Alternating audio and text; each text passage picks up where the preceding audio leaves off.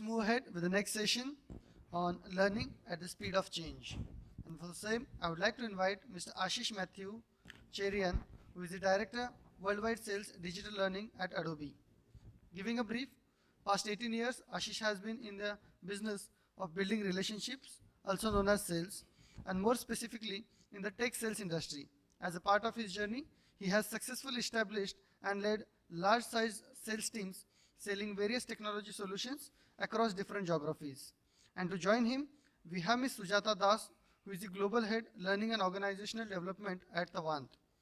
She holds over 29 years of successful strategic and technical leadership within IT, ITS, and finance industry.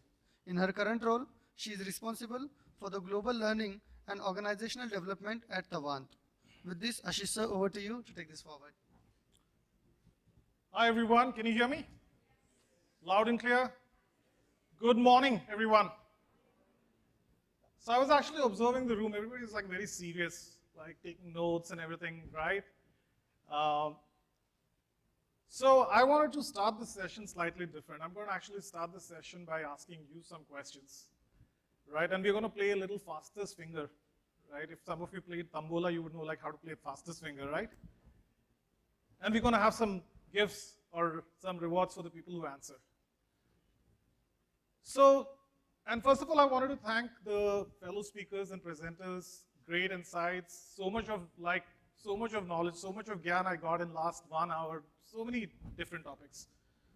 So my first question for this audience is, what are some of the broad themes which are going on in the industry, and especially from a corporate learning perspective in the last 2 years? Because we've all gone through so many changes, right? I think now, if I talk about the word change itself, it's kind of, very repetitive, right? Like everybody's talking about change, right? And the industries have been going through change in every industry, not just technology, but every industry.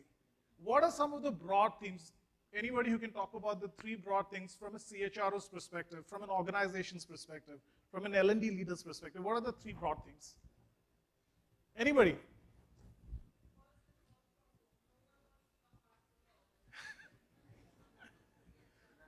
Work from home.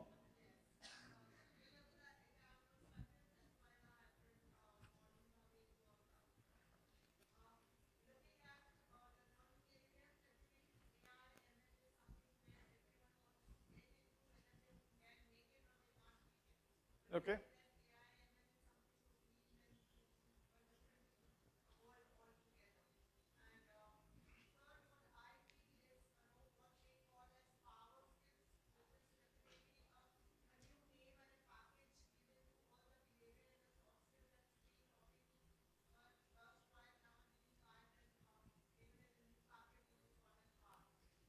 Okay. Great. Let's give a round of applause. Not exactly the answers I was looking at, but I'll give you a reward for being the first. But I think hybrid work and going back to work is a challenge, and I'm pretty sure it's a challenge for all of you guys, right? And I'm sure your CEOs would be like, after like, get people to work, right? Maybe not for every organization. But Dwij, if you can just recognize. Anybody wants to better that? What are the 3 broad challenges? Yes.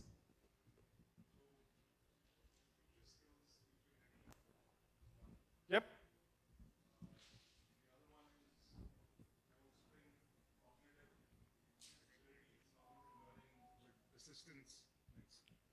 Bolstering cognitive learning, cognitive abilities through some of the technology tools that are there. And I think the third, I'll defer to the lady. How do we have a more hybrid approach?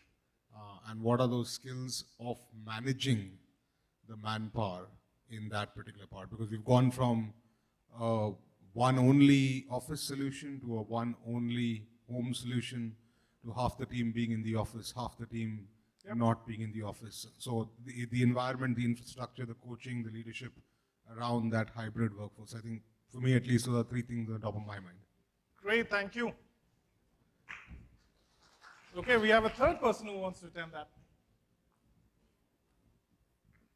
Hi, I think one very important change that has happened is the requirement of the micro skills.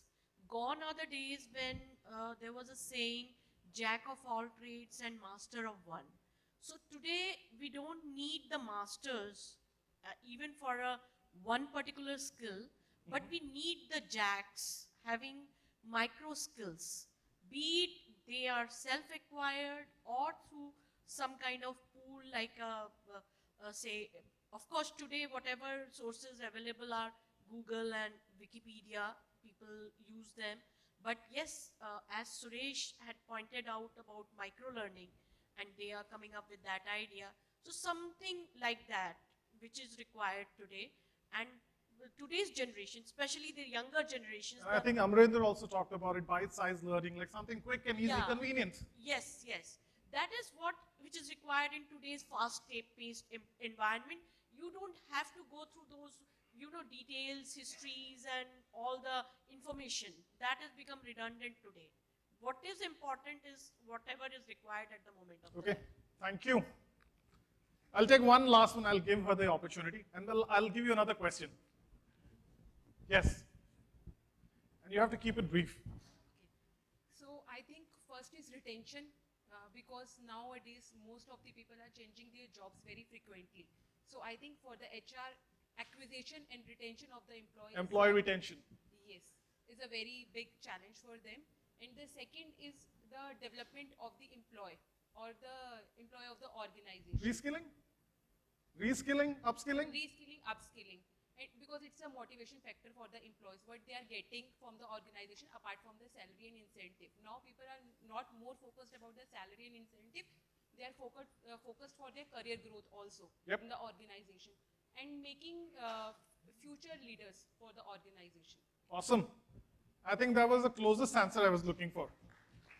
All the answers were right. There is no right or wrong. All these are broad, like in organization to organization, there could be different focuses, right?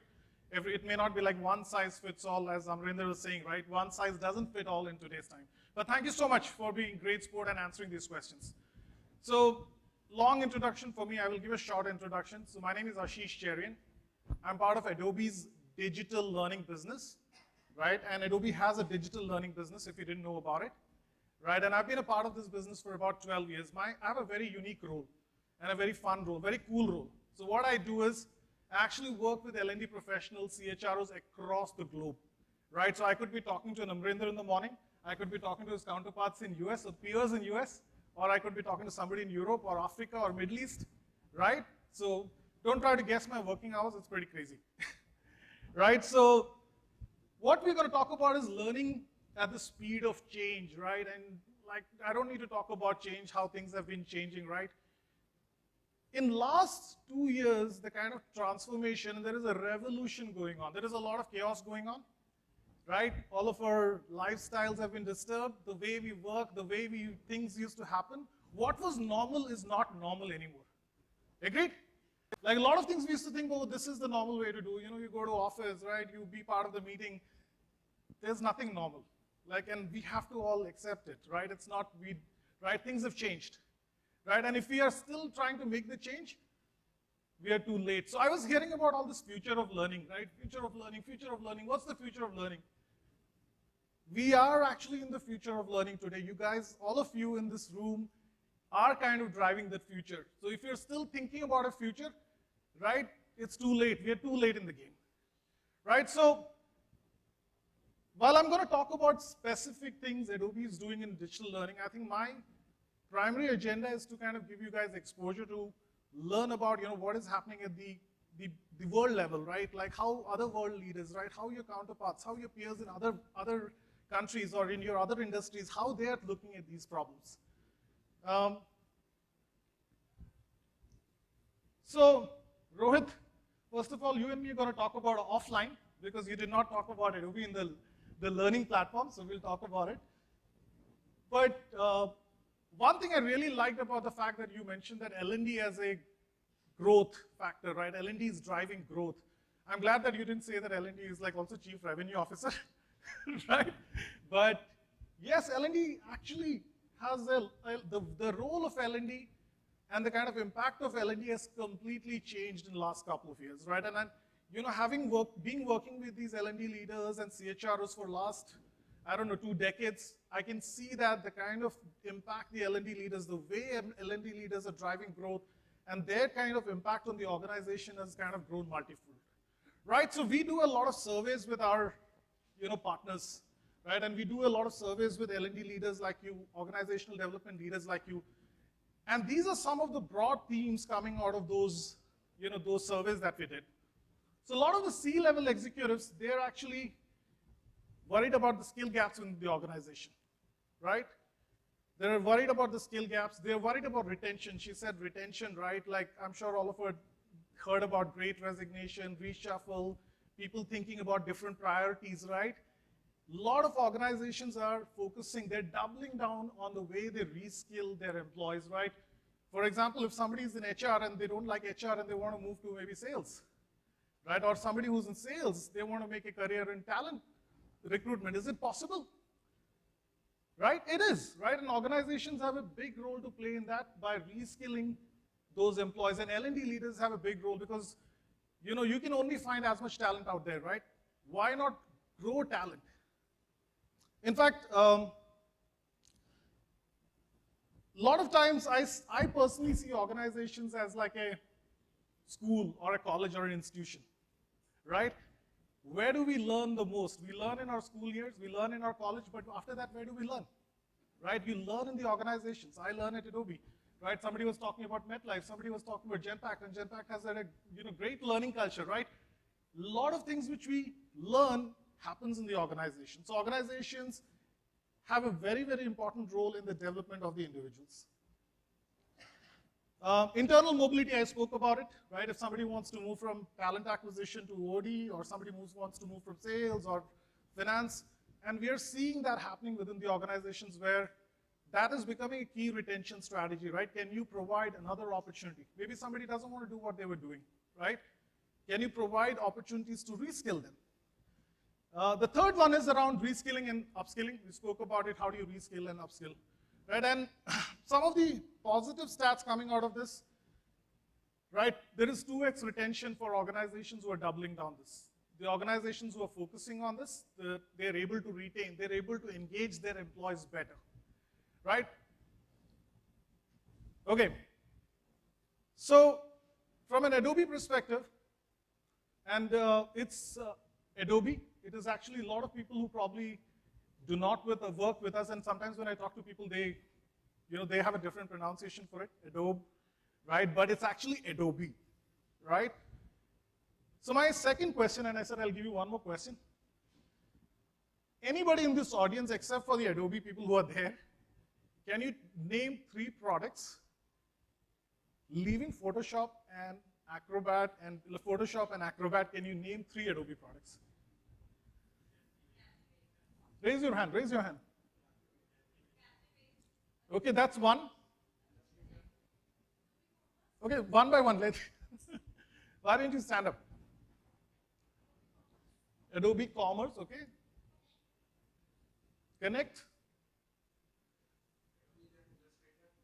Give me more than one, if you want a prize.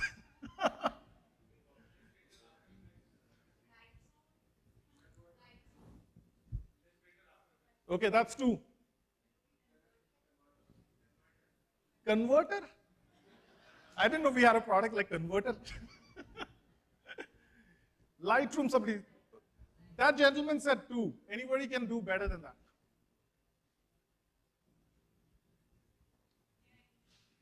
Okay, I think I'm getting prompt that you're getting out of time. So let's recognize that gentleman. At least he gave 2.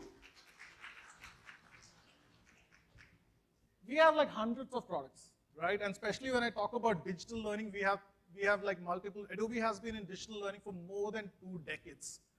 What is Adobe's business all about? Adobe's business is about digital. So long before this word digital came into our life, right, we have been doing digital for like ever, right? If you really think about what are Adobe's products, it's all about digital, right? Acrobat, Photoshop. What does Photoshop do? It creates a digital content, right? So digital is not new to us, right? So there are 2 things Adobe focuses on, digital and experiences. Everybody can give you a tool, platform. There are so many platforms in the L&D, right? And I think Rohit had like a full buffet or menu card of those platforms, right? But how many providers or partners can talk about giving you experiences? So that's where we come into picture, right? So we have an LMS offering, which is called Adobe Learning Manager. It was earlier called Captivate Prime, but we just rebranded it, right? Just recently. And how is this platform important for organization? One, it gives you the scale. If you want to launch a organization-wide training, it gives you the scale. I think some of my fellow colleagues spoke about personalization. We live in the times of personalization. Everybody wants personalization, right? You can use this platform for personalization. Suresh talked about, right, micro-learning, right? And he gave a beautiful analogy of cricket, right? How IPL is the new flavor of cricket, right? But in our organizations, there are people who actually like IPL, they like 50 overs, they like test cricket, and you can do all of this using our platform. And then somebody talked about learning analytics. So Adobe Captivate Prime or Adobe Learning Manager can also help you with learning analytics, right? So that's my prompt. These are some of the customers who use Adobe Learning Manager for addressing their learning needs, right? And as you can see, these are customers across all the industries, right? So be it technology, be it automobile, financial services, all the industries. Right, so without taking much more of your time and giving you all the Adobe pitch that I have, what I really want to do is I want to invite one of our customers, right? It's better to kind of hear it from our customers, somebody who's using Adobe, somebody who's been partnering with Adobe, right? And learn from their experiences as to, how we've been helping them. So let's give a round of applause to Sujatha.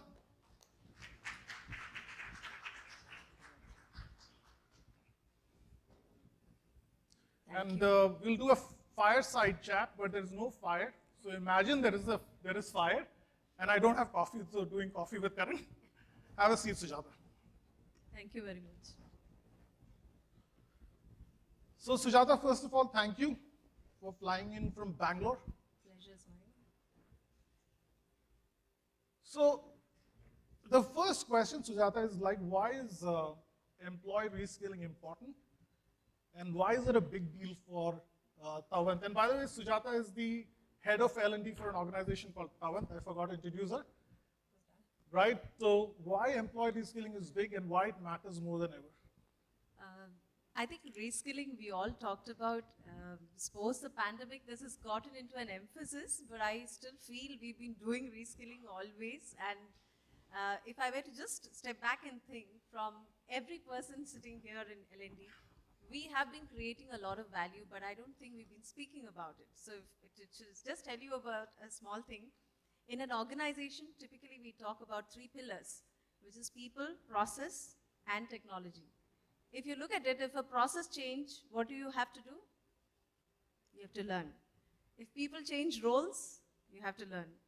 And if process technology changes, then also you have to learn. So learning is a fulcrum. So I guess this has always been there. But reskilling is important in current times because of the change that is happening very fast in the environment, in the industries and technology per se, for which I can take a quick example. I'm sure when we spoke about the pandemic times, a lot of industries really faced a lot of problems. Some of them went slow. We also had that same issues because our customers, we had some of the SOPs, SOWs, which had to be signed, and our customers went a little slow because if it's a manufacturing, they had to go slow. Because Corona was there, and we didn't know what to do. All of those, I think Mr. Mishra also spoke about it. It was a big vacuum for us to really think about what we need to do next. When we really went through that, the best blessing for us was to ask our people to learn something new, to keep them motivated, to keep them encouraged. And we had other projects which actually came up where they could actually go back and, start working on. So I guess reskilling is very, very important to everybody. From an organization perspective, I think most of my peers have already mentioned in terms of reducing hiring skills or retention, it is good. From a person's or a learner's perspective, I think it gives a lot of boost when you're learning something new. It gives you a lot of opportunities, mobility into different business industry, and more satisfaction of, being able to do something which is there. So I guess those are the key takeaways. Great, thank you, Sujatha. So Tavant is approximately, what, 3,000 employees? Yes. I'm sure it must have been quite a big change, right? Because it's not easy. Change management is not easy. Let's admit that, right? Has your approach to employee skilling changed in the last couple of years compared to what you were doing earlier? Absolutely. I think pre-pandemic, our teams actually love to come to the classroom. It is an interactive session for them. We do have a lot of projects into fintech where you have those specific areas only those people can get in. So for them, it is a change. They come into the classroom, interact a lot. They were not, while we did have LinkedIn and Pluralsight and many other online, people preferred coming into the classroom. But pandemic was a 180 degree on the other side where they were forced to come into a virtual online. It was not very easy. But I guess within 3 months, we created a lot of effort and encouragement, awareness around it.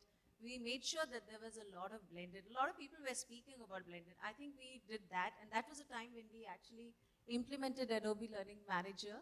And we took it baby steps. First, we introduced the platform to people. After that, we started really using several of the features over there. Sorry. We also have online repositories such as Orally, which is also another one which has multimodal learning content which is there in terms of a delivery or in terms of content. We try to blend these and used features such as learning program, wherein we had activity modules, pre-reads, job aids, all of these put in together. And one of the features which I'd really want to recommend in this platform is the social learning. I think we really, really leveraged that. That gave an opportunity for people to come back and share. At a click of the button, you can actually, if you're reading something in the internet, you can actually post that as an article and people can comment over video, audio, or any other materials that they really want. We also used it not just as private boards, but also, public boards, but also as private boards where if you had a cohort-based learning, we brought in all of that together. So there were about, let's say somebody is wanting to do a certification in Snowflake, and it's only 5 or 6 people. We gave them the resources. We asked them to create a cohort. There was a private board of social learning in Adobe Learning Manager. That's our one-stop shop, in fact, for all the learning resources. And it's connected to the other resources which we have.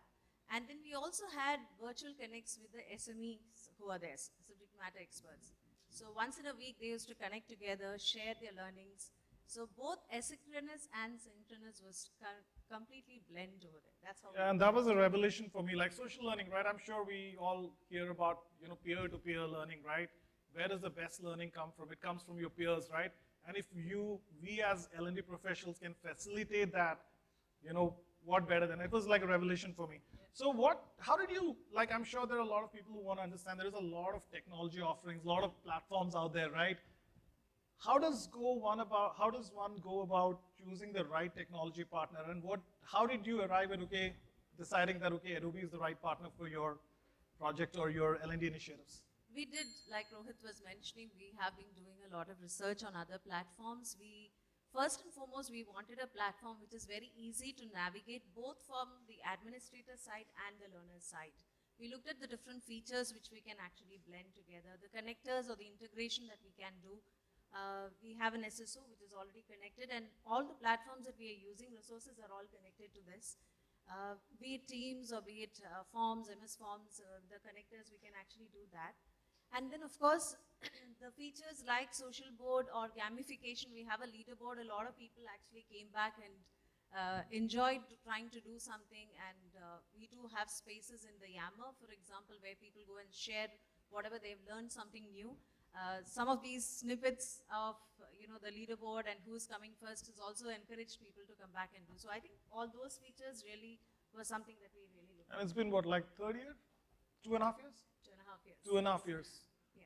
Great. So I think we will stop now because we've already gone beyond the schedule. But if we will be love to take any audience question. If anybody has a question for Sujatha or for me, I'm happy to answer that. Yes. Yeah, Mike, please. saw somebody raising a hand there. Yes, go ahead.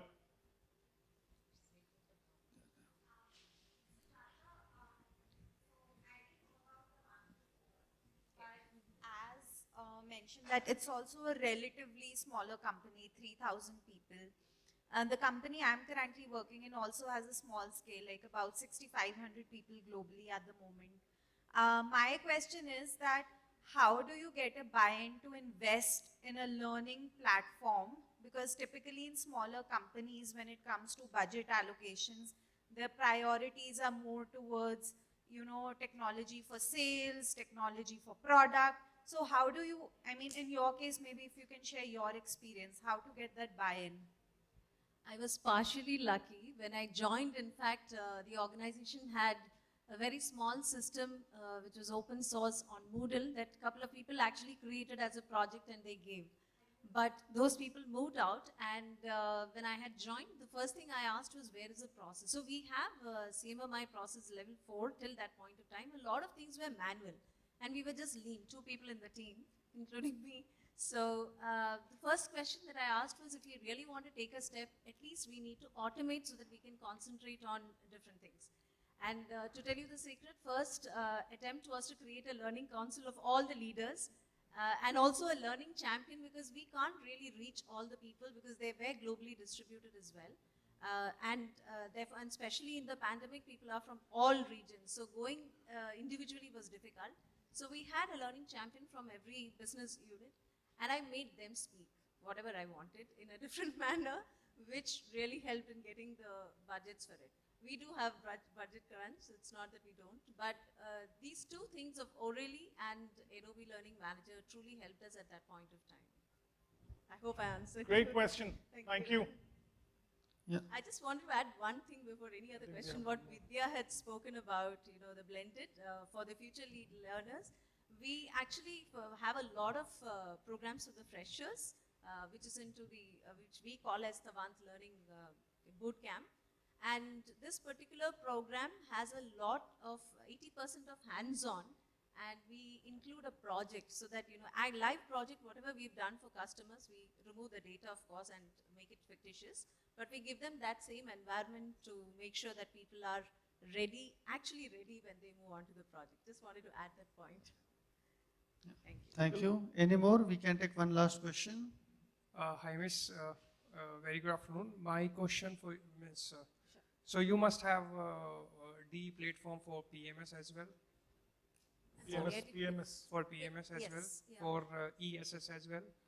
Employee self-service, for LMS, leave management, payroll, and something. So nowadays we bombarded with many D platforms, right? And it is very difficult to even remember the password of the portal, right?